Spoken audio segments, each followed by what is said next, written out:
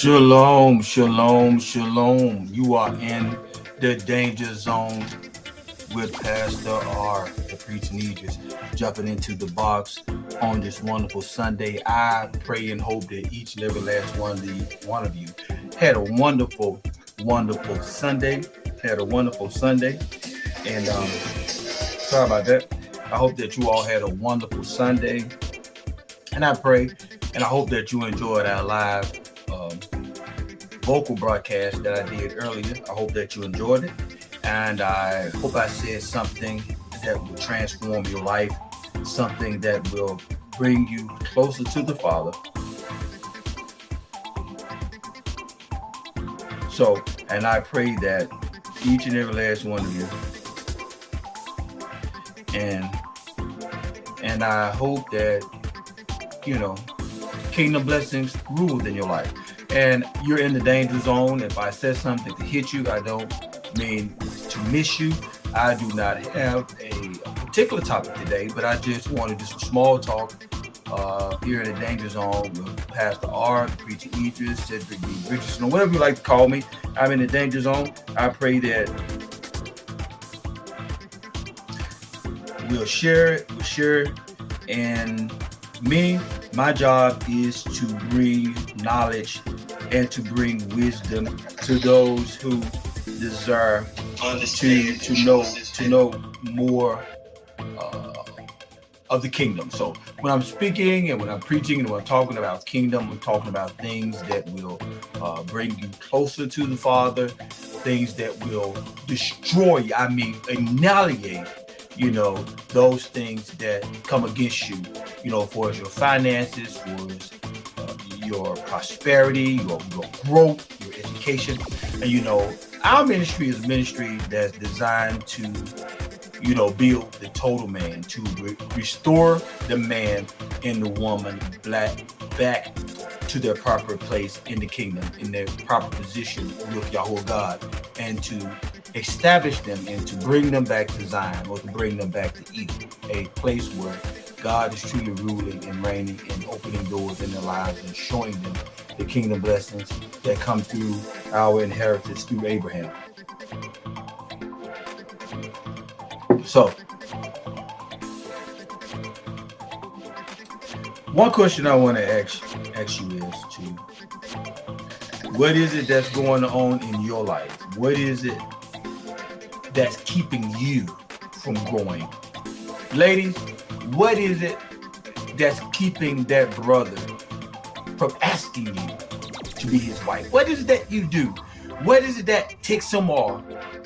What is it about you other than sexual intercourse that makes him respect you?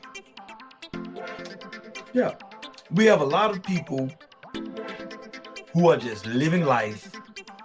It has nothing to do with race, but we have people straight across the board, men and women, living reckless lives, and the lives that they are living, these lives are not producing what they're desiring in the earth from the Father.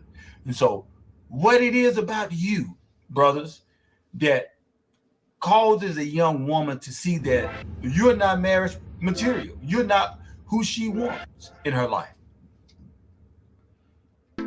Yeah, brothers, you may be a good, bed partner, but are you a good partner in life? Can you give her more than just 5 or 10 minutes of satisfaction? And if we do not get control of this inappropriate behavior within the race, there's really one race that's the human race. So until we get this stuff under control within our race, we're going to continue to be, weak. We're going to continue to be fallen. We're going to continue to be broken. We're not going to reach our full potential as men. And I want to speak specifically about the African American man. You are not going to reach your full potentials if we are blinded, or if you're blinded by the booty. The curse of the big booty is going to destroy you. It's going to keep you from reaching your full potential in life. Because I honestly believe, brothers, that God Yahuwah has brought us to a higher level in life, has brought us to a greater standard in life to be men. But the first thing we do as men is we want to feel that our sex or the penis is a major part of how we control women. But we shouldn't feel that we can control a woman anyway, but we should want the woman to respect us by our love, by the way that we respect them, and by the way that we provide for them. So, even in life, the men of the old times, men that knew how to groom themselves and they knew how to respect women. But right now today, the reason why poverty and the reason why that we're struggling financially in life is because we have brought upon a curse upon ourselves, the curse that we have introduced into our lives, something that has been plaguing mankind for the longest, and that is poverty. Poverty. And when a man rejects wisdom, and when a man rejects truth, that's going to cause him to make bad and ignorant decisions for his life is concerned. He's not going to move forward in life because he has nothing to give to his family and to his wife. And let me tell you this right here, ladies. When a brother tell you that he's trying to get himself together before he marries you, that's an excuse. No matter what you do in life, sisters and brothers, no matter what you do in life, you're going to always be challenged with the vicissitudes of life. There's nothing. I mean, you can have hundreds and thousands of dollars and you still are going to have to face life head on. You're going to have to face that giant and you're going to have to do what you have to do to make life work for you. Ladies, it's more than about 5 minutes of pleasure. It's more than about, somebody bringing you a 5-piece wing meal or a 10-piece wing. So you're going to have to understand that benefits goes a long way. Benefits are something that's going to last you through your marriage and through on to after he's gone, after he's gone, and it's going to be passed on to your future generations. A blessing is something you should be striving for than 5 minutes of fun. You're going to have to realize that you're going to draw what's in you. And a lot of times, brothers, we're struggling and we're dealing with people who are coming from a situation because you don't know how that woman or how that man was raised, but I'm speaking specifically about the woman. Brothers, you don't know the situation that young lady is coming out of that's causing her to be how she is. And ladies, you're going to have to know this and you're going to have to understand this. Not a lot of ladies are saying that they don't want a husband. There are no good men out there. And see, all of these words are negative words. All of these words are words from a demonic and a spiritual realm. It's going to continue to bring poverty into your life. It's going to pass that poverty on to your generation of children. And then if you are a young lady who are listening to this buffoonery or this silliness, you're going to continue to end up in a position where your life is going to be cursed and not blessed. It's going to be cursed and not blessed. God designed marriage. God designed sex for procreation, not to entertain a person or to get a person in a position where you can control them. And a lot of men and a lot of people say, well, I'm going to hook him. I'm going to get him. I'm going to put this on him and he's going to be hooked. When you want to hook somebody, think about what that is. That is witchcraft. You don't want to control anybody. You want a man or a woman to love you freely in the spirit of faith and in the spirit of righteousness and the spirit of being monogamous, being committed to you and committed to the ways that you all plan together in life and to move forward in order to be great. And we look at a lot of people And we wonder how these people do it. We wonder how these people do it. You know, and some people get it. Some people get it and some people don't. And when you don't get it, you're going to invite a curse or poverty into your life. And I'm not going to say this is a curse from your forefathers, but sometimes we create these negative problems that we're having in our lives. And you know, and it's not good. And it's not good to suffer. And it's not good to continue to do the same thing over and over and over and over again. This causes us to be insane. This is insanity when we continue to do things over and over. And ladies, a man knows, a real man knows, within a week of knowing you, within hours of knowing you, if he's going to make you his wife. And I don't want to marry him. I don't want to be his wife. I don't want to be a wife. I mean, if marriage isn't the goal, why are you even dating? I mean, sex? I mean, is that why you're with this person? Something so minute and worthless. I mean, it builds no wealth. I mean, you can sleep with 500 men and you're going to get the same outcome unless one outcome changed through being, you know, becoming married. If nuptials is the root value of what you're doing. And see, when we struggle in these relationships, going back and forward, man to man, female to female, all we doing and having kids by multiple people. And I'm telling you something. People try to make this thing feel like it's just a black thing. But I'm telling you, it's not a black thing. It is a universal thing. And when it comes down to sin, we're going to have to realize that sin is universal. Sin just does not come to attack the brothers, African-American people. Sin comes to destroy anybody who's willing to do right and who's willing to accept the truth of what it is. And you know, and when we get involved with people, we have to understand and we have to evaluate that person's, you know, life. We have to find out what it is about that person and about what that person have and what that person can add to what you're trying to do in life. And a lot of relationships are failing because people are playing too many games. The bed games and the tricks in the bed, that stuff gets old, and I'm telling you, and it will freaking wear you out and destroy you. Sex is work. You know what I'm saying? And especially when a person is trying to satisfy 5 different people sexually, that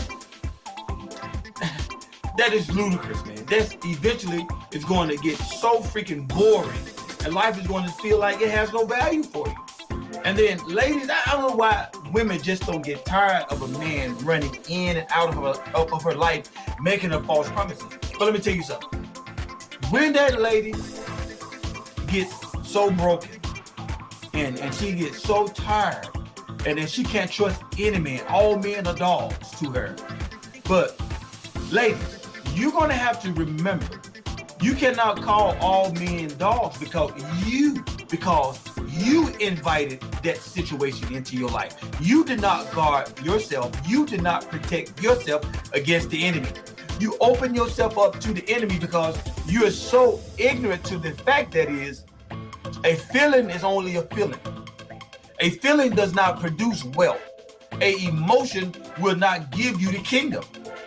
That will not give you the kingdom. And ladies, if you don't value your life, if you don't have enough courage or confidence to keep your legs closed, instead of just allowing a man to play with you like a toy, you shouldn't want that. You should feel like that you're worth more than gold, more than rubies, more than pearls. You should feel like that your life is such a value and that you have so much to bring into a man's life. You have so much to give him than just to lie flat on your back and to let him, you know, run through you. And even if you have the ability to produce children for him, that's priceless. And you shouldn't be willing to produce any man's seed. You shouldn't. You shouldn't.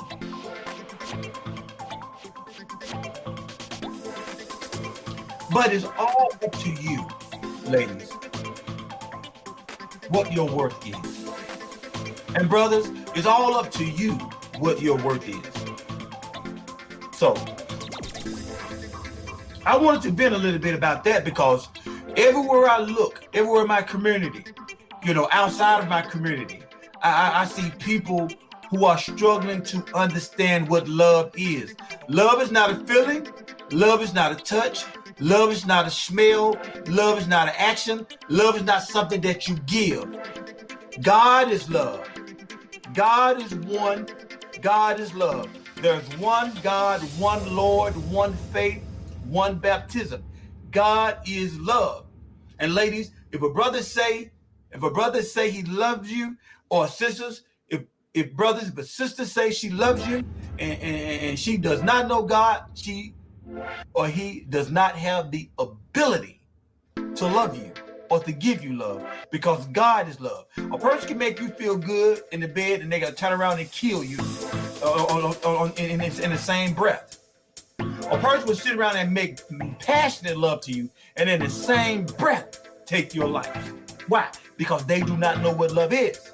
And ladies, you should have enough sense to know that a man should not have sex with you to show you he loves you before he take on the responsibilities for you before the bedroom.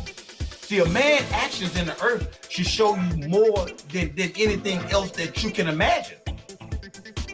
Yeah, if a man is willing to step up to the plate and swing that bat at some situations that in your life, whether if it's a fastball, curveball, or slow ball, he should be able to hit it and knock that thing out of the park, showing you that your life, that you are valuable to him.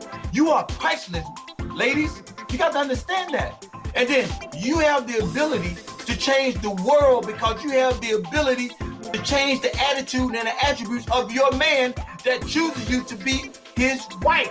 And then once you become his wife, you should know how to commune and enter into the presence of the Father, to humble yourself, to show that man that you'll be submissive to him and the Son. This will allow that man to know, ladies, that you're greater than the chicks that he have met in his past. You shouldn't be so quick to lie down with a brother to show him that you gather what's going on in the bed with its meanness. And it has no value. It has no core value. A woman is a receiver. A woman should receive a man's conversation. She's so easy to fall in love with the man's conversation, because women are receivers. They receive his thoughts. They receive his conversation. They receive his benefits. Women receive the seed. Women receive gifts and love and things from men because they're a receiver. They receive the man's seed. Men are givers. They give through intercourse, inserting his penis into the woman and putting seed in her. A man go out and work and earn his pay by the sweat of his brow, and he gives his wealth to his wife, to his family, because men are givers. And it's the reason why we're not prospering in these relationships, because people are listening and they're being bamboozled and tricked and led astray by anything that a person say. But a person, a man, a real man, when you meet him, ladies, he just don't say things. He actually put up, when he show up, he will give you. Not saying that you're a gold digger, but you should be. You should be a gold digger, because in life, you digging for gold, ladies. You're trying to make a way to provide for your children, not in a harsh or evil or a vindictive way, but you're trying to see what the man has to offer you, because you're trying to help him build an aristocracy, to leave a legacy. That's what you should be trying to do, ladies. You should be trying to dig and to see what it is about this brother that he can do for me. Well, I don't want no woman that don't have nothing. Listen, the brothers, when they step on stage, they should be having something to offer, something to give you, something to show you that's of value, that's going to help you, that's going to be the crown of his head, to represent his name, his brand, his last name. And so if I try my best to be an example in the earth to other brothers and sisters around me, so when they see my wife stepping out, she's stepping high, she's walking tall, she's doing what she needs to do in the earth, and to show the ladies, this is what a man should be able to do for you. When you see me pull up, when you see me walk up, these are the things that not just my wife uses to boast about, but she wants to show other young women that this is how to represent your man. This is how to represent your man and the earth. But the thing that's what's destroying women today is that hate spirit, is that hater spirit, is that spirit of rejection, that spirit of confusion is not allowing that young woman to respect the elder women. The elder women supposed to teach the younger women how to be the what? How to be the what? Type it in the screen. The wife of one husband. That's what the elder women should be doing.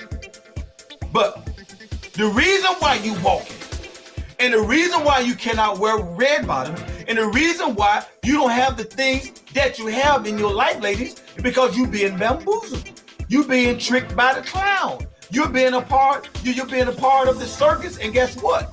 You are the main act. You're hurting yourself because you don't have enough value. You don't have enough confidence within yourself to say, regardless of where I come from, no matter how you look back at where you come from, and all of the witches and the evil women and the whores and the prostitutes that came from your lifeline, saying that I don't have to be that. I don't have to be rejected and just allow any and every man to run through me.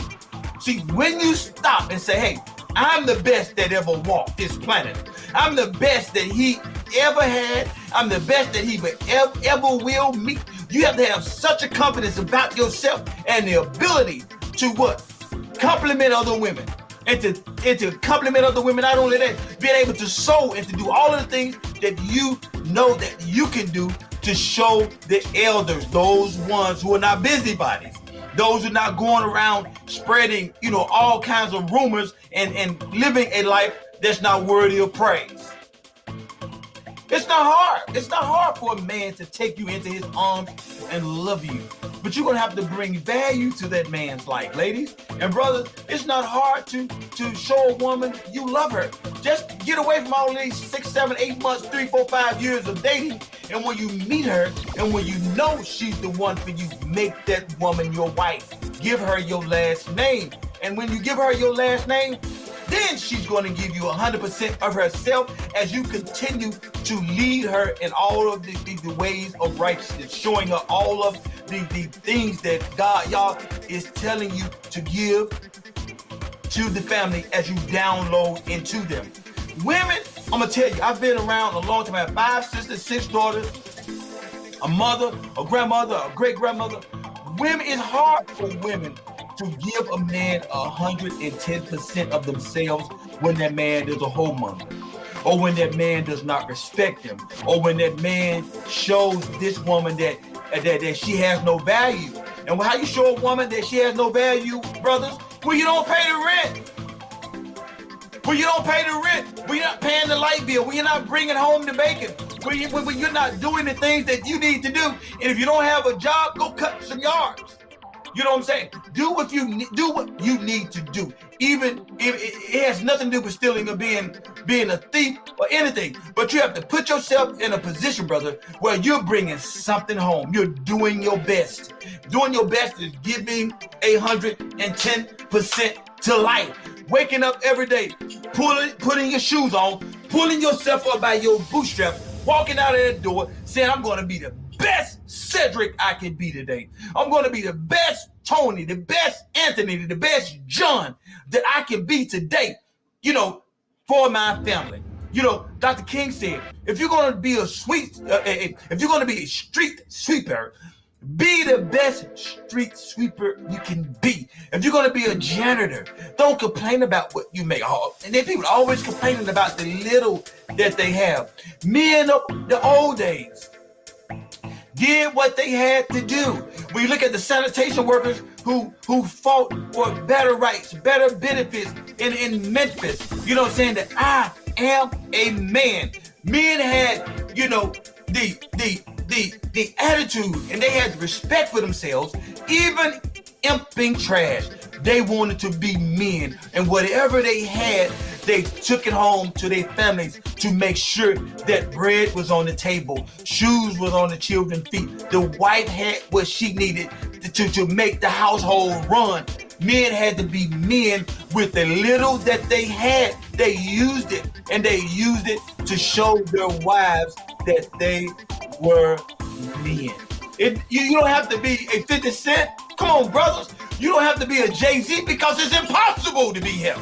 You don't have to be a Jeff Bezos because it's impossible to be a Jeff Bezos, but you can be a man that pays his way in life for his family. You can do it. You can do it. And see, all of these bedroom circuses that's going around here means nothing. Makes no difference about your penis. No matter how long you can go in the bedroom, does not make no big difference what you can do orally with your mouth. It means nothing if you have nothing to give to your family. This is the danger zone, and you are in the danger zone. Value your life. Value your time.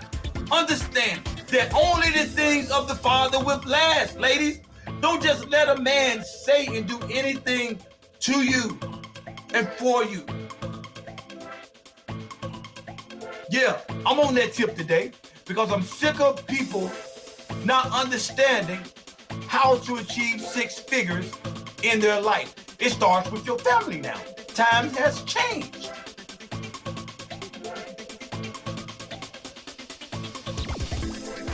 Times has changed.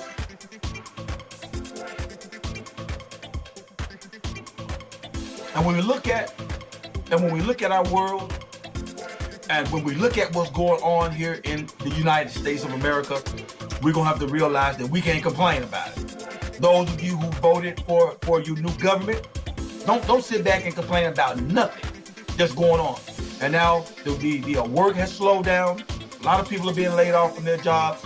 And a lot of people had a problem with Donald Trump because of his lack of political education, or his lack of his political ability to become vocal like a politician. They have the vernacular of one, or like Barack Obama, which I feel like Barack Obama bamboozled the nation as well, because a lot of promises Barack Obama made to our nation, he did not fulfill them. And a lot of people say, well, his hands were tied, and the Senate and the government and all these people, would allow him to do things simply because he was black. But he made the promise to you. If he knew he could not, put out, he shouldn't have been saying that. But it was all about history, making history. You being the first black president, you allowed him to say and to do the things that he did as he ran for political office. Now he has rolled off into the sunset, with the bag, with the money bag. He don't have to own up to the things that he said to you and to me, because he don't feel like he's obligated to do so. He had his tour of duty. He did what he needed to do and what he could do. And you believed it, I believed it, and we put him in office. And those of you who voted for President Joe Biden, in which a lot of people, some of my family members thought that I was bitter by it because I did not agree with Joe Biden being the president, because he had his opportunity during his time in office. I knew he wasn't going to do anything. I knew that Joe Biden was not going to have the ability to move the nation, to change things that was happening in this country. Because when you have a closet, let me give you one example. When you have a closet, and a closet full of shoes, and you have a shoe of every kind, and when you run out of room in your closet, you have nowhere else to put shoes. So what do? Do you throw shoes away? Do you give shoes away? What do you do when you run out of room? So here in this country has reached a pinnacle in its economic, sector, in its economic growth, and in real estate, and the stock market, and IE, and all of these things that's going on in our world to produce economic wealth for the citizens, jobs, and things like that. And our country has the ability to print money. So I knew that we can only grow so much. The world is not going to get any bigger. Even with the people multiplying and growing on the earth. Listen, the earth is not going to get any bigger. Okay, the earth is the size it's going to be until Yama Kayama, or until the 1,000-year millennial reign of Messiah. That is it. The world is not getting any bigger. So when I knew that the world was leaning more toward Joe Biden than they were Donald Trump, I knew it was going to be some no trouble if Joe Biden won the election, because Joe Biden has a 25-year or more tenure in political office, being there in the White House, and he has shown the country time and time again, his level, of expertise and what he can do for us helping the government, become better, or to grow the wisdom and the knowledge of the government. With the knowledge and experience that Joe Biden has, was limited. And I knew that. And since Joe Biden ran for political office as Barack Obama's vice president, I knew it before Barack Obama's term in office was over. I knew that Joe Biden, wanted to be the president, because he felt like he should have been president anyway. He didn't feel like he should have been the vice president to Barack Obama, but he did that to use Barack Obama in order to run for president. I knew it. I knew it because of some of Joe Biden's history, for as what he said and how he felt about African Americans. But if you're looking at the country now, and if you're looking at the position that the country in, if you voted for Joe Biden, it's mostly partly due to your responsibility as well. We are in a position now in this country where things are slowing down simply because of the presidency. Things are slowing down. All right. So I've been on here, and I have said some of what I wanted to say to you all. And this is the Danger Zone. And I am Cedric. Not the entertainer now. I may sound like Cedric the entertainer today, but I am not him. Sometimes I love comedy. Sometimes I am a comedian in a whole lot of ways. And right now I'm not joking. I'm on here trying to, just, share some wisdom. And a lot of people are not making it in relationships. They are not making it in their marriages, because a lot of people put a lot of stock in these bedroom fanatics. A lot of women, they talk about how good they are in the bedroom, and that's just a bunch of stupidity. Because when it's over, if there is no benefits, if there is no commitment, if there is no reward, if there is no higher level of accomplishment or ability to move forward or beyond that, it means nothing. Like when I went to the cross, he gave his life, and there was an ultimate price. He was rewarded. He said at the right hand of the Father, just like in anything else that we do. If you're going to bed with a sister or brother, if you're in the bedroom, and if marriage isn't the goal, why are you even doing it? I don't understand it. A lot of people want to talk about, we've been together 5 years. And I'd be like, what's your point? What is your point? Oh, we've been dating since 2020. I mean, what's your point? What's your point? He live in the East, and you live in the West, and there's no six-figure status coming together, bringing your resources together, becoming a six-figure earner, changing changing the statistics, of failure in marriage, changing the statistics, being a winner instead of a loser in life.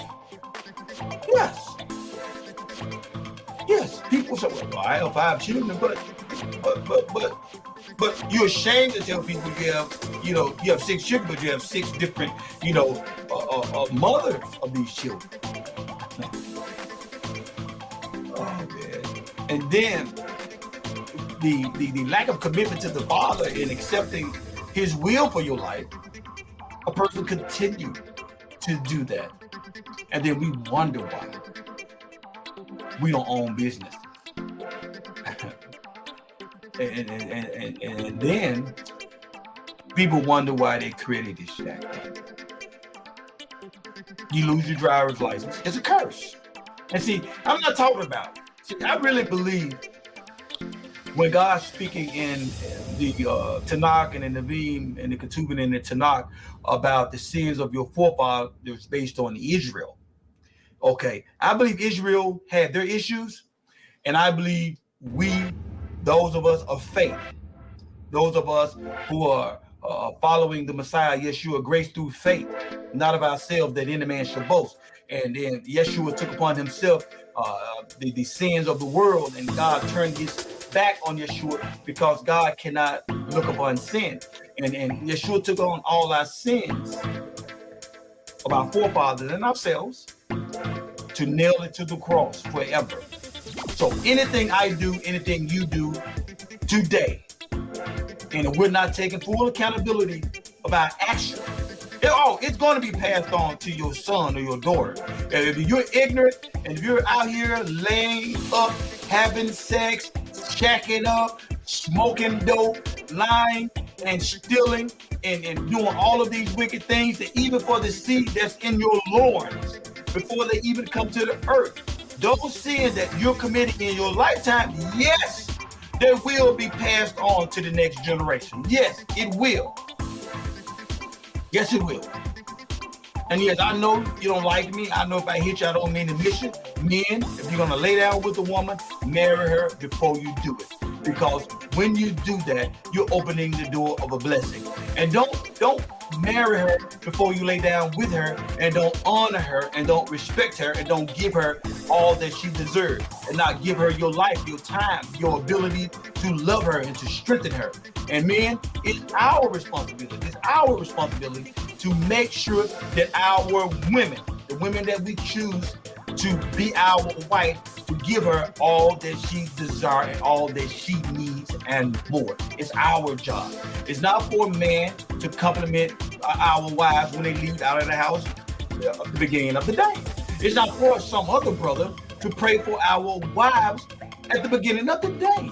It's our responsibility. It's our obligation to make sure that we cover our wives. Because every day of our wives' lives, when they're out there in those streets, out in the marketplace, it's some man trying to nail them. It's some man trying to nail them. But if she walk out the door broken and in despair and all broken in spirit, and when she goes out there into the world, some man says something to her to encourage her, the first thing she's going to do is she's going to go with what works for her spirit. Broken in spirit, and when she does.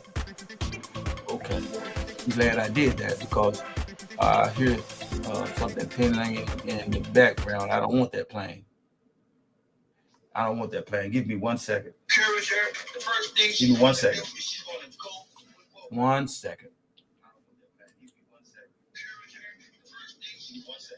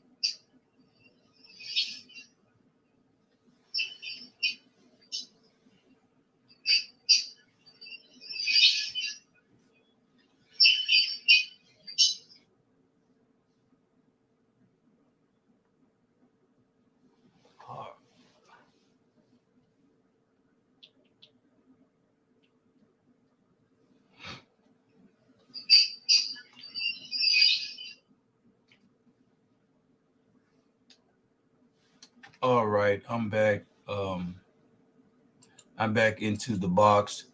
I had some music playing in the background. I did not want that playing in the background, and it's been playing for over 40 minutes. So I'm really trying to think about what I need to do about that.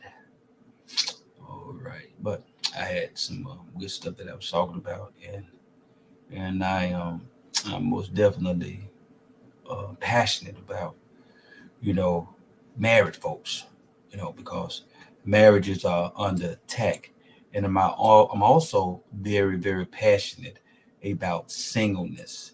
I feel like that when people are single, those are the best times in life where people can find themselves and strengthen themselves, where they can be wonderful partners for that man or that woman that they're committing to give uh, their life to forever, and that's priceless. And whenever a person take upon themselves to give their life to someone forever, that's a great undertaking.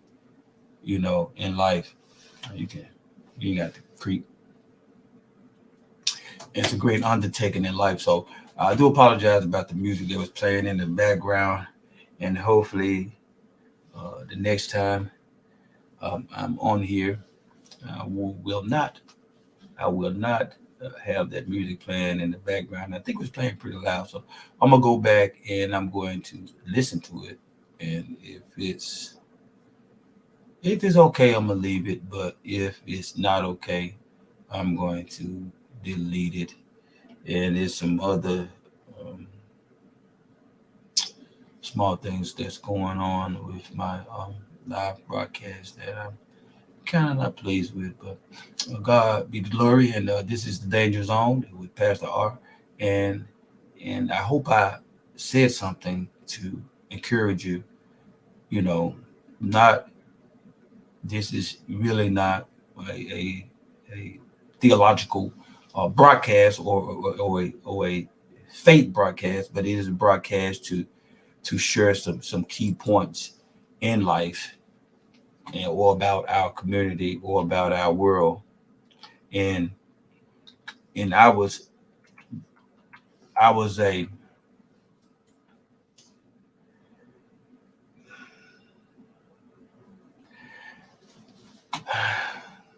I was a part of the political thing as well as you guys, where I had to make a decision to vote for who I wanted to be president. and and a lot of some of the people, not a lot of people, some of the people I knew thought that I had a problem with Joe Biden. But when I tally up the stacks and when I look at how things were being, you know, run as vice president during this time with President Barack Obama, I just could not see, another um, 4 or 8 years of a Democratic government, because not just speaking hypothetically, but speaking out of my experience from the late 1980s and the early 1990s, being able to vote. I was very critical on voting, and when I got married, my knowledge of politics became even broader, because my wife and we talked and we shared our opinion and our beliefs and our history on politics as far as voting and all of that was concerned. So I had to change my views to keep from being biased, or to keep from stifling my mindset, or being a part of something that did not make any sense.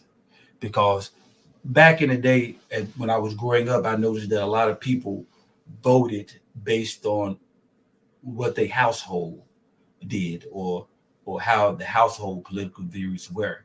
So I had to come out of that type of mindset, because that mindset not only was going to, hinder, my ability to be free to vote and to, have a political voice. My vote is my voice. My vote is my victory. My vote is how I represent myself in Washington without being there. So my vote means a lot, and it meant a lot to me then.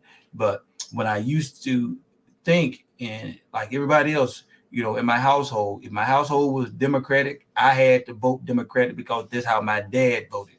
But when I became older, in life, I had to understand that my vote means more to me than it meant to my dad, because my dad vote meant it more. I mean, my dad vote meant more to him than it did, to me. So I had to realize that voting was not just a right; it was a part of, you know, what I believed. And I don't believe in uh, African American people, or white, poor, or white middle class people, receiving handouts. I am for, the government helping the people that's disabled, but I don't believe that people should receive, financial, resources, or to receive finances due to a disability that they do not have. A lot of times, the government do not just really evaluate and look into the lies. So that's something I'm critical of. Let me do something real fast, because I believe, let me see. I believe I believe my mic is on my camera. Let me see, because I was trying to see what my, yep, that's that's why, because here on my live, I'm getting feed from when I'm on mute, and I'm still being able to hear. So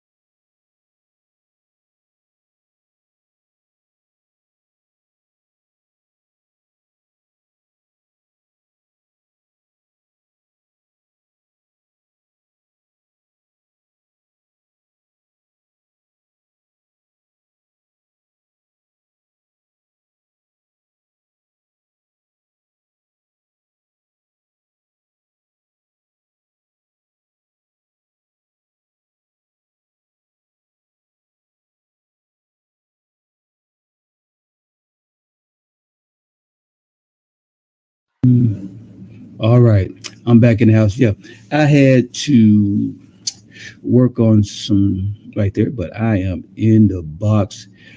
Thank you for joining me. This is Cedric Richardson, Pastor R, the preacher Idris. I'm in the danger zone. And for those of you who may really, really dislike Donald Trump, he never said that he was a political genius. Even though he made a lot of, statements that made himself look like he did not know what he was doing. But I tell you what, people sometimes it's just best for a person to be themselves, because when a person is being themselves, they could do a better job. They're more, confident in who they are. But when a person is pretending to be something that they are not, people have the tendency to mess up a lot.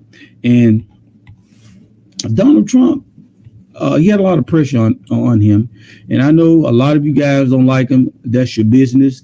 If I like him, love him or not, well, I love all people, and I don't really have a big problem with you know President Trump.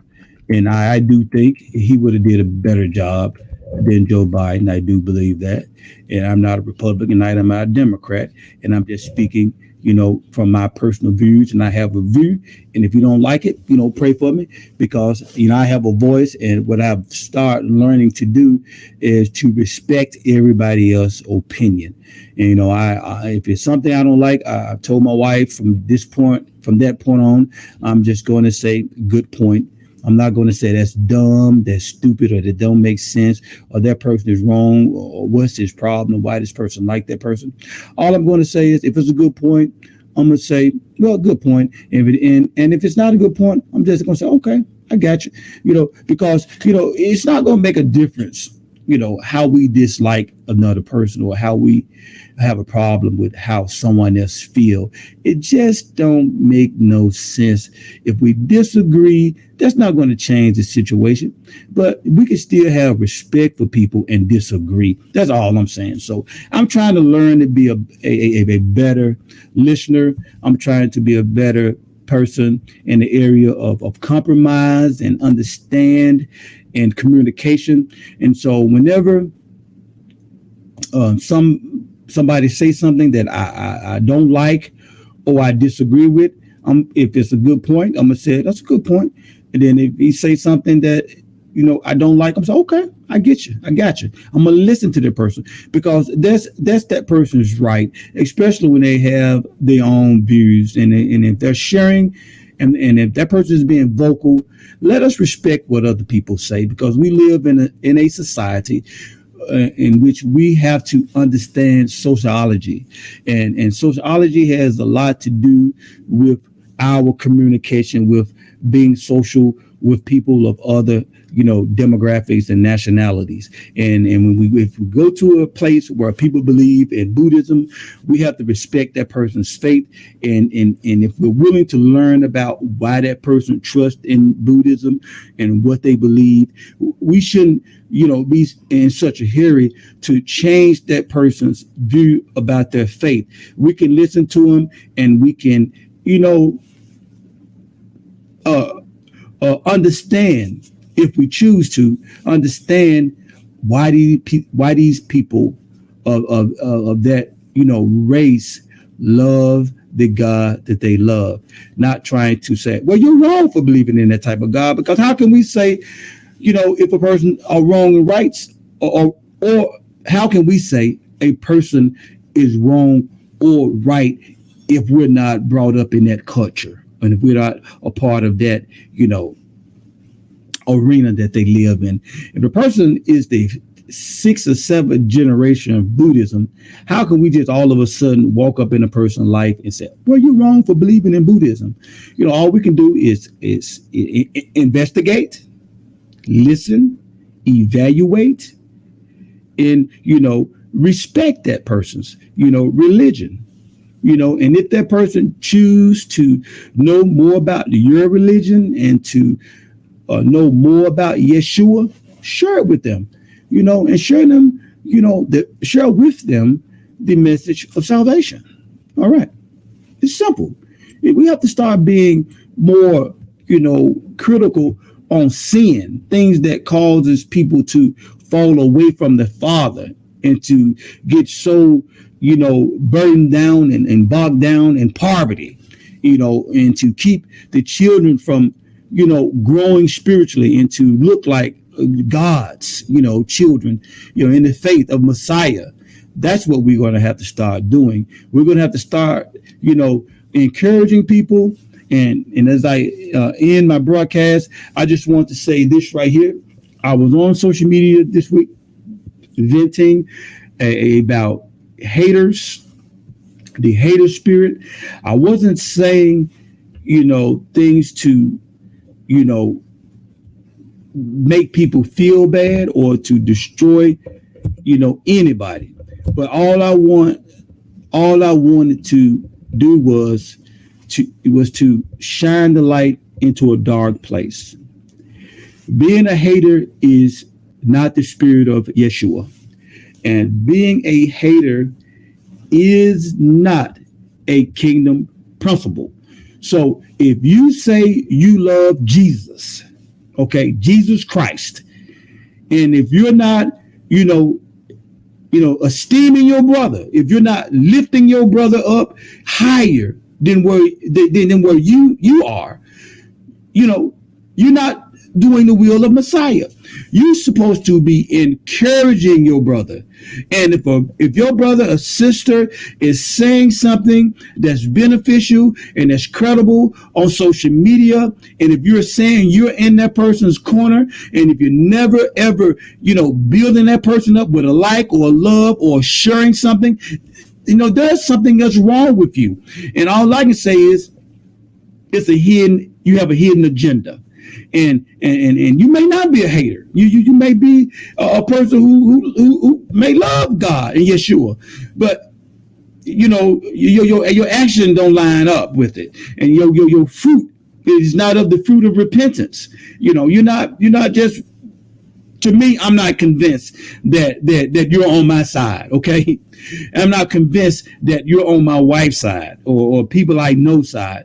And when they share with how they are experiencing things, and I said, wow. And I guess, people are operating under that same cloud. And, and when you see something that's positive from Dr. Rich, especially if it has something to do with her nonprofit, or if it has something to do with her ministry, and you're not sharing it, and especially when I know that we're supposed to be, making disciples of all nations. And when I know without a shadow of a doubt that what she's sharing, or what other, partners, ministry associates that she has in her corner, what they're doing, for these women who are cancer survivors, and those who are survivors of different types of abuse straight across the board, and struggling with all types of social and mental issues. And these women and men are overcoming these issues through their ministries, and you're not liking it, but you're looking at the small things about how beautiful these people are, or how beautiful my wife is, or how she look, or how these people are living. You're focusing on the wrong things that's keeping you from sowing and pouring into the ministries. That's hating. That's a hater spirit to me. And if you are a hater, you need to go back to the drawing board, and you need to ask God to give you the ability and the power of wisdom to pull yourself up by your bootstraps, because that hating spirit is going to keep you poor, broke, disgusted, and you most definitely won't be trusted, because I don't trust haters. And if you're a hater, I don't need you around me. I don't need you liking, but I most definitely need you to unfriend me, because I cannot deal with haters. I do not walk with haters. I do not trust them, because the devil is their father. And if the devil is these people's father, they'll still kill or steal. And I'm telling you, if you are a hater, I see you. And if you are a hater, and if you think you're hiding from me, the devil is a liar, and he's not your friend. He's your father, and he's really not your father, because he's not that clever, and he's not clever enough to hide that demonic presence that's on you if you're a hater. Listen, I'm out of here. This is the Danger Zone. And listen, and if you vote, and if Donald Trump run, and if you're ready for change, like Jesse Peterson said, he's the great white hope. And so listen, ask God if that's what you should do. Don't listen to me, don't listen to him, but put your trust in God, Ruach Kokadesh, and ask Ananiah to lead you in all truth. This is the Danger Zone, and listen, I am out of here. Shalom.